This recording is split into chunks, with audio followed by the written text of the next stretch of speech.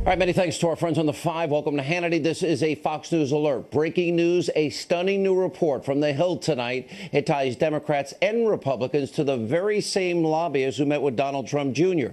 John Sununu, Greg Jarrett, Jay Sekulow, Larry Elder, Ari Fleischer, Patrick J. Buchanan, and Dr. Sebastian Gorka, all here on this busy Friday breaking news edition of Hannity. Also, a Hannity investigation into what is real collusion between Democrats and the media that they're not telling you about.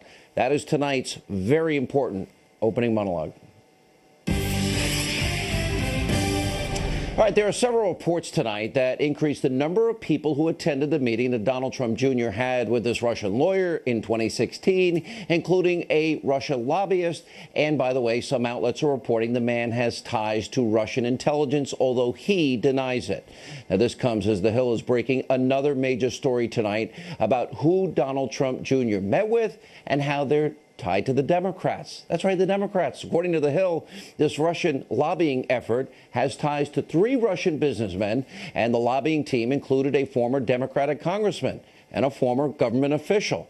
Now, the report also details how these pro-Russian lobbyists, including one of the people who met with Donald Trump Jr., also tried to meet with Democrat and Republican members of Congress. So in other words, a lot of people involved in this. And we're also learning tonight that back in March, Senator Chuck Grassley, he published a complaint where he detailed how a Russian lobbyist in this story worked with that group we've been telling you about, Fusion GPS. Remember, they published the fake document about President Trump, and that goes to the Ritz-Carlton, and that goes to hookers. Remember all that? But they were there to lobby Congress on the Magnitsky Act. Remember the one we're talking about? That's the one that matters. There's also new information on how several Obama administration agencies allowed this Russian lawyer to enter the U.S. back in 2015 and stay until through her June 9th meeting with Donald Trump Jr.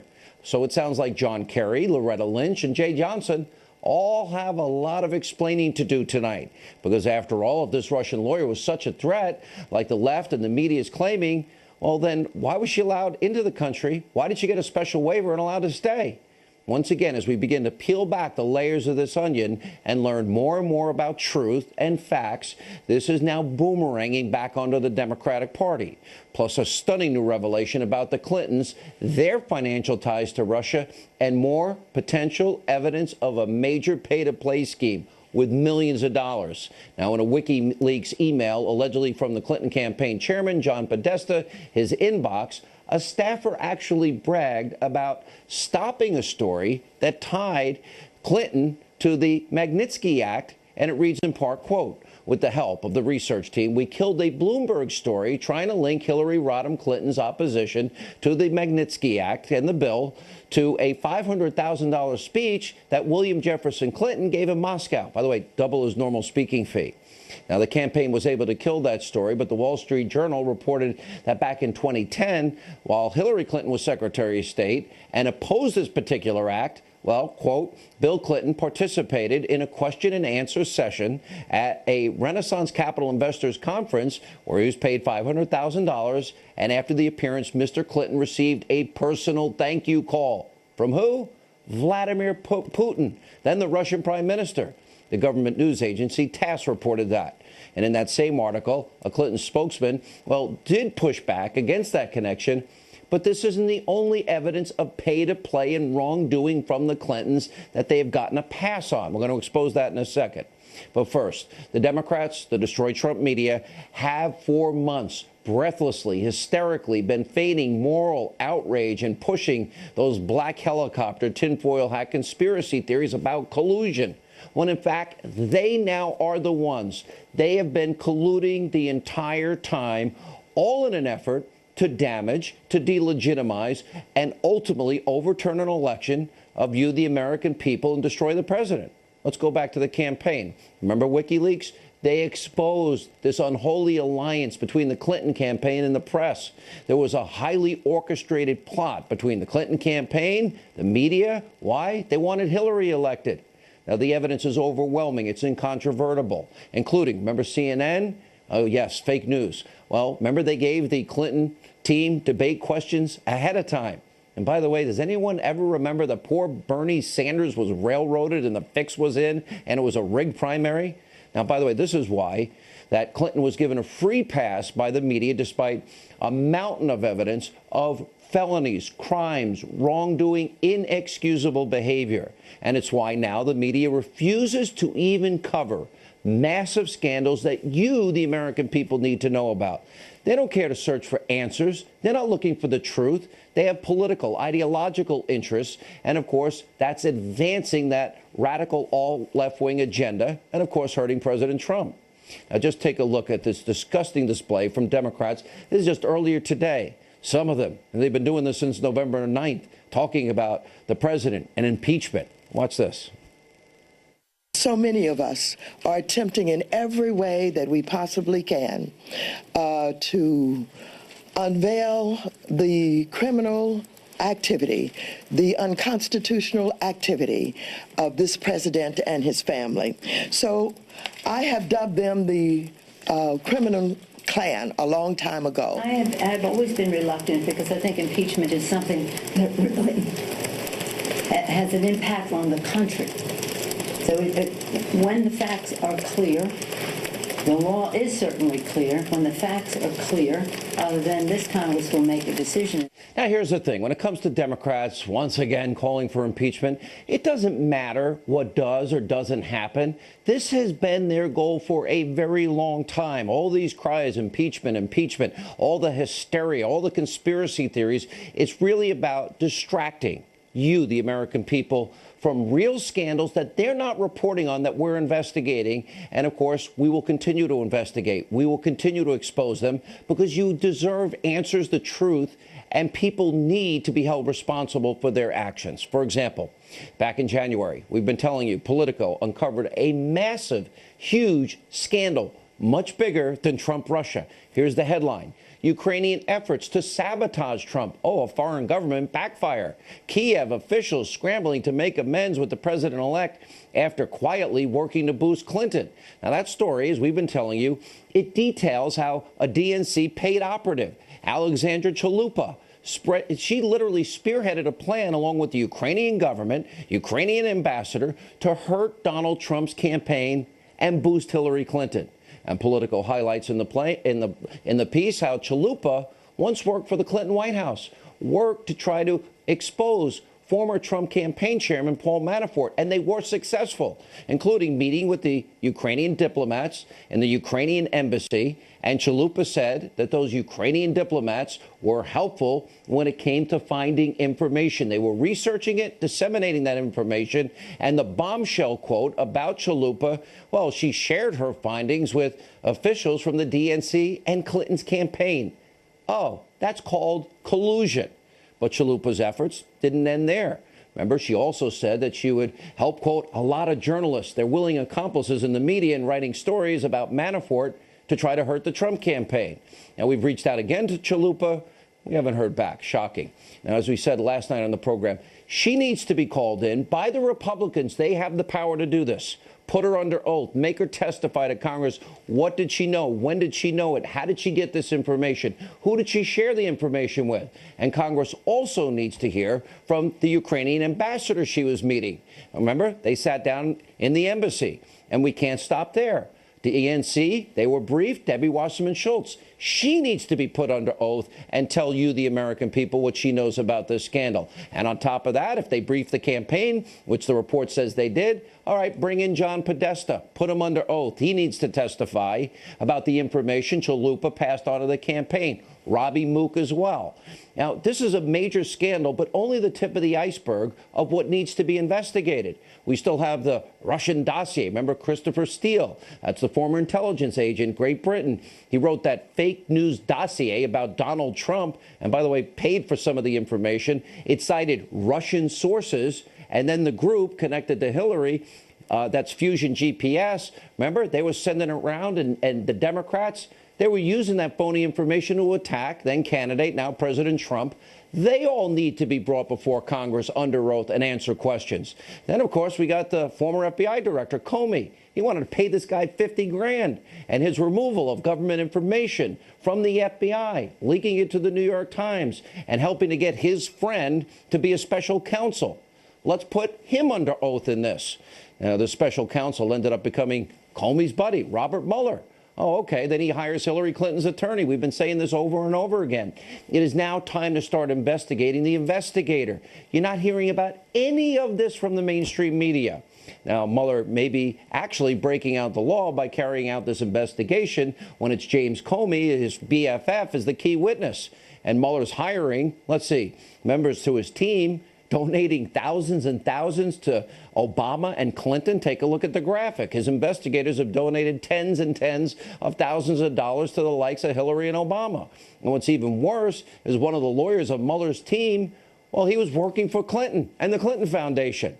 And we've also learned that the former Obama Attorney General, Loretta Lynch, influenced the investigation into the email server scandal, pressuring James Comey to call it a matter instead of an investigation. Then, of course, the 40-minute tarmac meeting with Bill Clinton. When are we going to put these people under oath? It's got to happen sooner than later.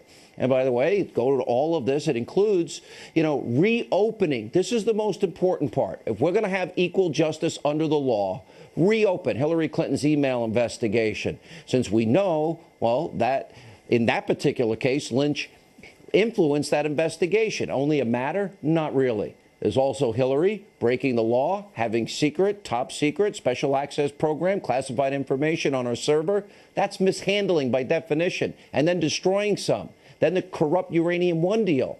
Remember, she was serving as Secretary of State, approved the transfer of up to 20%.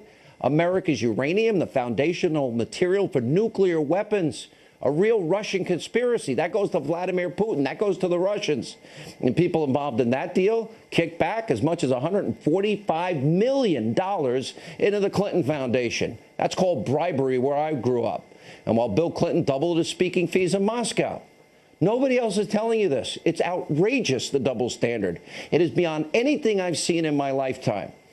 Joining us now, former governor of New Hampshire, John Sununu, also lawyer, Fox News anchor Greg Jarrett, and on the phone is the president's attorney. He's also the chief counsel for the American Center for Law and Justice, Jay Sekulow. We'll get to him in a second. John Sununu, welcome to the program. You've been around politics a long... What's that? Happy Friday. Happy Investigative Friday. Thank you. You've been around this business a long time. Right. You're one of the smartest people I know. You ever see anything like this, a double standard as bad as this?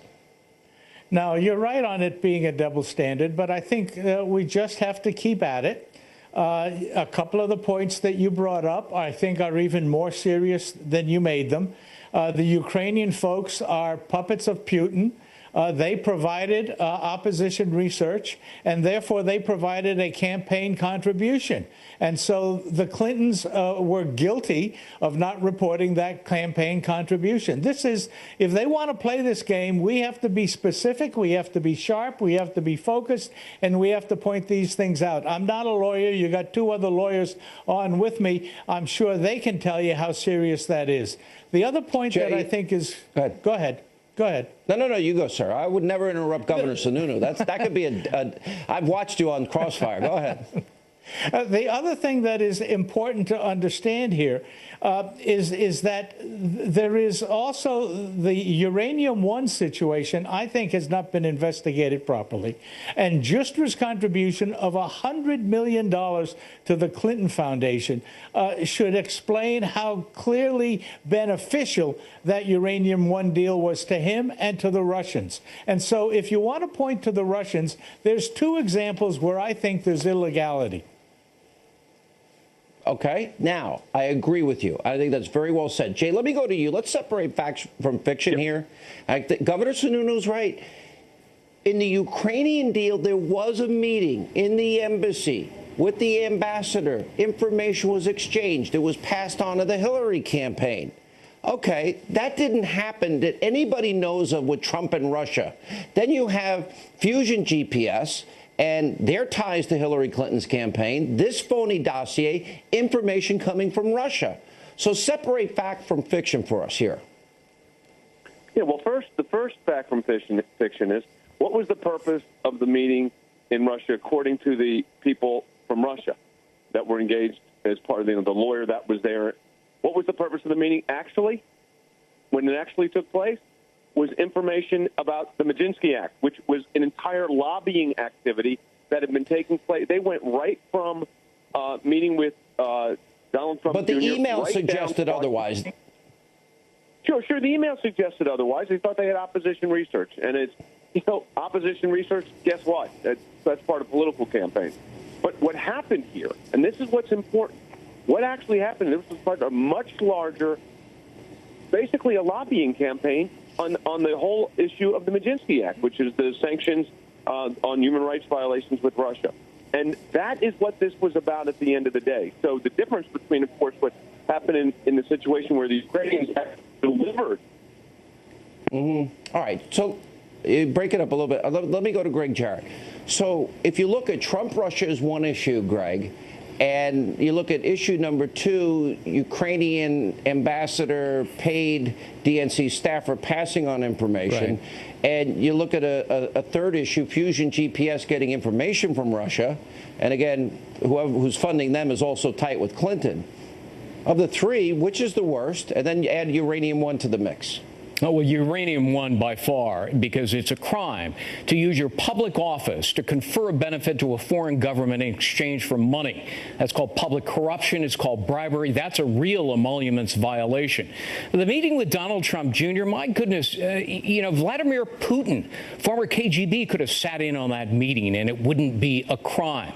The Constitution gives us the freedom to freely associate with anybody, including Russians, and the freedom to exchange ideas and information from any source, including Russians. But there's this myth somehow that every Russian is the boogeyman, and if you dare talk with one of them, it's a heinous crime. The fact is there are no crimes here. Well, there's Democrats no treason. Tonight we're talking to them left and right and getting information from them. Right. There's no treason, as all of these Democratic lawmakers, including Pelosi, seem to imply, because we're not at war with Russia. It's not conspiracy to defraud the government, because there's no deceit here. It's certainly not collusion, because that's only antitrust law. And finally, it is not, as Pelosi said, a violation of election laws, because the law specifically allows foreign nationals to volunteer information and their personal services. The law says that is not a foreign donation. But the media never asks the tough questions here. Governor, welcome back. Greg, as always, thank you. We lost Jay Sekulow. Thank you, Jay. And when we come back on this